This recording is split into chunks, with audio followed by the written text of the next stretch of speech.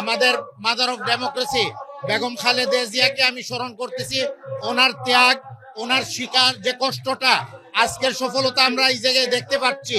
ওনার জন্য আজকে আমরা স্বাধীনভাবে আমরা কথা বলতে পারতেছি এবং আমাদের প্রিয় নেতা ভারপ্রাপ্ত চেয়ারম্যান জনাব তারেক রহমান সাহেবের নেতৃত্বে বিগত এই ছাত্র জনতা আন্দোলনের নেতৃত্বটা যেটা দিয়েছিলেন, এইটা সফলভাবে আমরা অর্জন করার পরে আজকে জাতীয়ভাবে আমরা ঐক্য, সবাই আমরা বিজয়ের জন্য, একটি বৈষম্য সমাজ গঠন করার জন্য এবং এই জায়গায় একটা শান্তি শৃঙ্খলা বজায় রাখার জন্য এই দেশে একটা গণতান্ত্রিক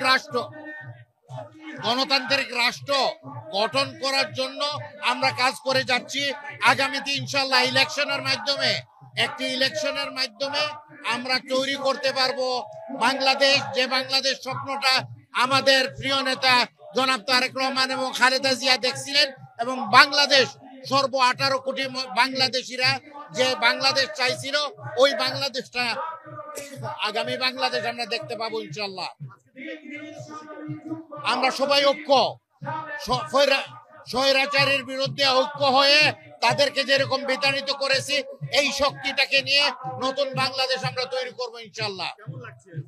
আমরা উৎফুল্ল, সবাই আমরা মনে করতেছি এই দেশটা আমাদের, এই দেশটাকে আগামীতে নিয়ে যাব আমরা এমন একটি জায়গায়, যে জায়গায় সবাই আগামী প্রজন্ম প্রাউড ফিল করবে। এই প্রজন্ম তাদেরকে একটা নতুন জিনিস উপহার দিতে সক্ষম হয়েছে।